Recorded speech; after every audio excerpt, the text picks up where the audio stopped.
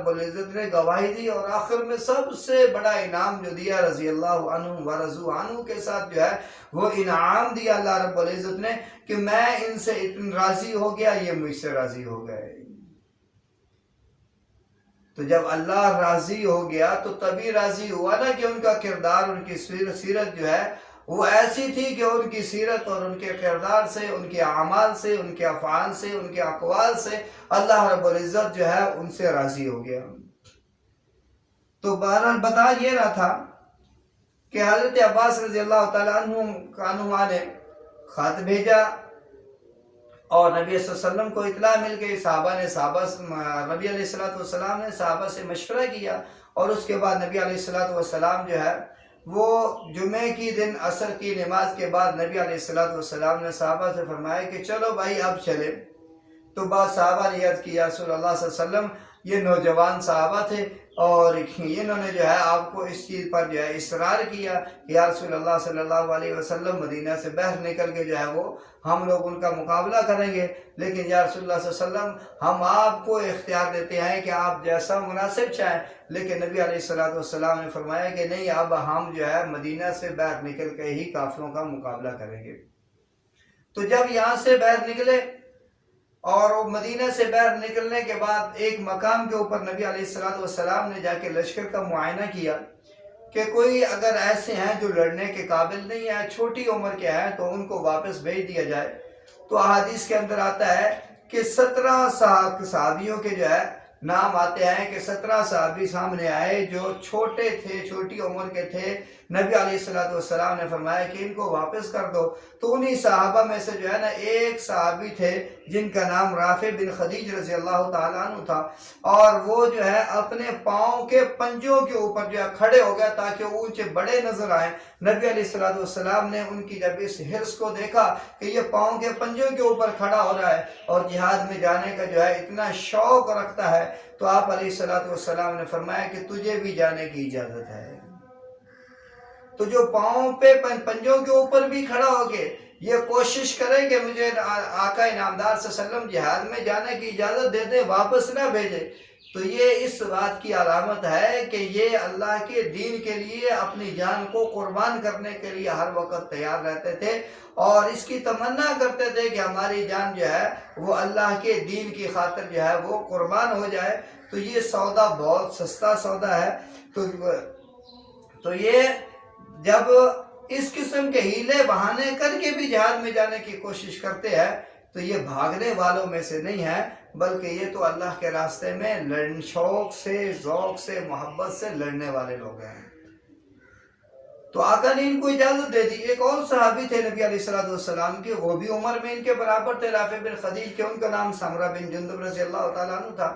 تو سمرہ بن جندب رضی اللہ تعالیٰ عنہ جو تھے، انہوں نے اپنے باپ کو بلایا اور عرض کرنے لگے کہ اے ابا جان دیکھیے، نبی علیہ السلام نے جو رافع بن خدیج کو تو اجازت دے دی، حالانکہ وہ بھی میری عمر کے ہیں،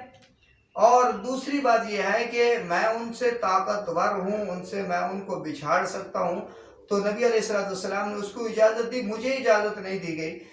تو حضرت سمرہ بن جندب رضی اللہ تعالیٰ عنہ کے والد نبی علیہ السلام کی خدمت میں پہنچے اور عرض کیا رسول اللہ صلی اللہ علیہ وسلم، میرا بیٹا جو ہے وہ بھی رافع بن خدیج کی عمر کا ہے، اور یا رسول اللہ صلی اللہ علیہ وسلم رافع بن خدیج سے زیادہ طاقتور ہے، تو آپ صلی اللہ علیہ وسلم ان کو بھی اجازت دیجئے یا ان کے درمیان مقابلہ پہلے کرا لیجئے۔ آپ صلی اللہ علیہ وسلم نے دونوں کو بلایا، رافع بن خدیج کو اور سمرہ بن جندب رضی اللہ تعالیٰ عنہ کو، اور آپ صلی اللہ علیہ وسلم نے دونوں کی کشتی کرائی۔ اب یہ کشتی کس لیے کر رہے ہیں؟ کشتی کس لیے کر رہے ہیں؟ کوشش یہ ہے کہ ہم میں سے ہر ایک جو ہے وہ میدان جہاد میں کافروں کے مقابلے کے لیے جائے اور اللہ کا نبی ہمیں اجازت عطا فرما دے۔ تو یہ کشتیاں کر کے، ہیلے بہانے کر کے بھی جو ہے کافروں کے مقابلے میں جانے کے لیے تیار ہے، اور صحابہ کا دشمن کہتا ہے کہ نہیں، یہ جو ہے ڈرنے والے تھے، پیچھے بھاگنے والے تھے۔ تو صحابہ کے آپ صلی اللہ علیہ وسلم کی احادیث اور تاریخ کی کتابیں اور اللہ کا قرآن تو کہتا ہے کہ یہ ڈرنے والوں میں سے نہیں تھے، بھاگنے والوں میں سے نہیں تھے، یہ مال کو جو ہے حاصل کرنے والوں میں سے نہیں تھے، لیکن دشمن کہتا ہے طرح طرح کے عیب لگاتا ہے۔ تو ہم جو ہے دشمن کی بات کو جو ہے پاؤں کی ٹھوکر سے اڑا دیں گے، لیکن محمد کریم صلی اللہ علیہ وسلم کے صحابہ کے بارے میں ہر وہ بات مانیں گے جو ہمیں اللہ نے بتائی ہے اور محمد الرسول اللہ صلی اللہ علیہ وسلم نے بتائی ہے، اور صحابہ نے آپس میں جو آپ ایک دوسرے کی باتیں ہمیں جو ہے بتائی ہے، ہم وہ بات مانیں گے۔ ہم کسی دشمن صحابہ کی بات کو ماننے کے لیے تیار بالکل بھی نہیں ہے، اور نہ ہم جو ہے اس قسم کی باتوں کی طرف توجہ کر سکتے ہیں۔ تو بہرحال جو ہے نبی علیہ السلام نے جو ہے دونوں کو، رافع بن خدیج کو حضرت سمرہ بن جندب رضی اللہ تعالیٰ عنہ نے گرا دیا۔ اللہ کے نبی نے فرمایا سمرہ تجھے بھی جنگ میں جانے کی اجازت ہے، تو دونوں کو اجازت مل گئی۔ اور پھر نبی علیہ السلام جب جو ہے وہ ان کے قریب پہنچتے ہیں تو وہاں پر عبداللہ ابن ابی بن سلول جو منافقین کا سردار تھا، اس نے کیا کیا، اس نے جو ہے نبی علیہ السلام سے یہ عرض کرنے لگا کہ یا رسول اللہ صلی اللہ علیہ وسلم، ہم نے چونکہ مشورہ دیا تھا کہ مدینہ کے اندر رہ کے جنگ کریں گے، آپ نے ہمارے مشورے کو نہیں مانا، آپ باہر نکل آئے مدینہ سے باہر، اور تو مدینہ سے باہر نکل کے جو ہے کافروں کا مقابلہ کرنا یہ ایسے ہی ہے جیسے اپنے آپ کو جان بوجھ کے مصیبت میں ڈال دینا، ہلاکت میں ڈال دینا، تباہی و بربادی میں ڈال دینا۔ تو وہ کہنے لگے یا رسول اللہ صلی اللہ علیہ وسلم، میں تو بے حق میں نہیں تھا، میرا مشورہ نہیں مانا گیا، لہٰذا میں آپ کے ساتھ جنگ کے لیے نہیں جاؤں گا، میں تو واپس جا رہا ہوں۔ تو وہ 300 اس کے ساتھ آدمی تھے، وہ 300 جو ہے وہ لے کے واپس آ گیا۔ تو صحابہ جو ہے 1000 کی تعداد میں نکلے تھے، اب باقی رہ گئے 700 صحابہ صرف۔ تو اب نبی علیہ السلام 700 صحابہ کے ساتھ جا رہے ہیں، جن میں سے جو ہے 700 صحابہ میں جو ہے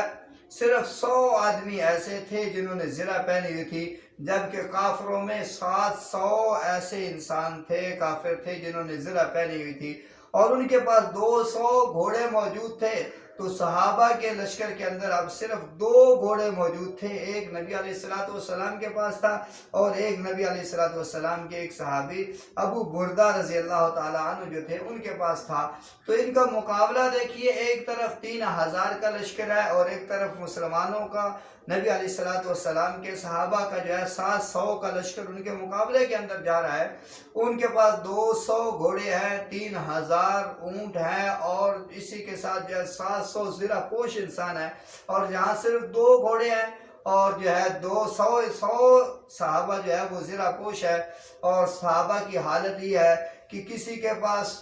ایسے صحابہ بھی موجود ہیں کہ جن کے پاؤں میں جوتے نہیں ہیں، پھٹے ہوئے کپڑے پہنے ہوئے ہیں، اور جنگ کے اندر جو ہے پہننے کے لیے زرہ نہیں ہے، بعضوں کے پاس جو ہے لڑنے کے لیے پورے ہتھیار بھی نہیں ہے، لیکن یہ نکل پڑے۔ کیوں نکل پڑے؟ اس لیے کہ اللہ کا حکم آ گیا، محمد رسول اللہ صلی اللہ علیہ وسلم کا حکم آ گیا، اب ہم نکلیں گے، ہمارے پاس کچھ بھی نہیں ہے تو ہم ایمان کی طاقت سے لڑیں گے،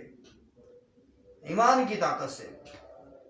تو میرے بھائیوں، اس سے بڑا اور جوش اور جذبہ، اس سے بڑی جو ہے اطاعت خدا اور اسی طرح جو ہے اطاعت رسول، اس سے بڑی مثال دنیا میں اور کہاں ملے گی؟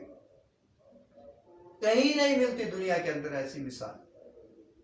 کہیں نہیں ملتے دنیا کے اندر ایسے لوگ کہ کچھ بھی نہیں ہے پھر بھی دشمن کے مقابلے کے لیے جو ہے میدان کے اندر نکل گئے۔ تو میرے دوستو، یہ محمد الرسول اللہ صلی اللہ علیہ وسلم کے صحابہ، نبی علیہ السلام جب پہنچ گئے نا بدر کے اندر، تو نبی علیہ السلام جب اود کے اندر پہنچ گئے تو آپ علیہ السلام جو ہے صفوں کو ترتیب دینا شروع کر دیا۔ روایت کے اندر آتا ہے کہ رات گزرتی ہے اور صبح کے وقت نبی علیہ السلام جو ہے صفوں کو ترتیب دیتے ہیں، اور جب صفوں کو ترتیب دیا گیا تو نبی علیہ السلام کے ہاتھ میں ایک تلوار تھی، آقا صلی اللہ علیہ وسلم نے وہ تلوار ہاتھ میں لی ہوئی، اور آقا نے فرمایا کہ من یاخذ هذا السیف بحقہ، آپ صلی اللہ علیہ وسلم نے فرمایا کہ کون شخص ہے جس تلوار کو اس کے حق کے ساتھ میرے سے لے لے۔ بہت سارے صحابہ نے ہاتھ کھڑے کیا، رسول اللہ صلی اللہ علیہ وسلم میں لینا چاہتا ہوں، یا رسول اللہ صلی اللہ علیہ وسلم میں لینا چاہتا ہوں۔ اللہ کے نبی صلی اللہ علیہ وسلم نے کسی کو عطا نہیں کی، کسی کو عطا نہیں کی۔ ابو دجانہ رضی اللہ تعالیٰ عنہ جو بہت دلیر اور بہادر تھے، اور ان کی بہادری کے جو عرب کے اندر چرچے تھے، وہ کھڑے ہوئے، یا رسول اللہ صلی اللہ علیہ وسلم اس کا حق کیا ہے؟ اللہ کے نبی صلی اللہ علیہ وسلم نے فرمایا کہ اس کا حق یہ ہے کہ جو شخص اس تلوار کو اپنے ہاتھ میں پکڑے وہ دشمن کے مقابلے کے لیے نکلے تو آگے ہی بڑھتا جائے، پیچھے کی طرف نہ آئے، اور اس وقت تک اس تلوار کے ساتھ جو ہے وہ جہاد کرتا رہے جب تک یہ تلوار لڑنے کے قابل ہو،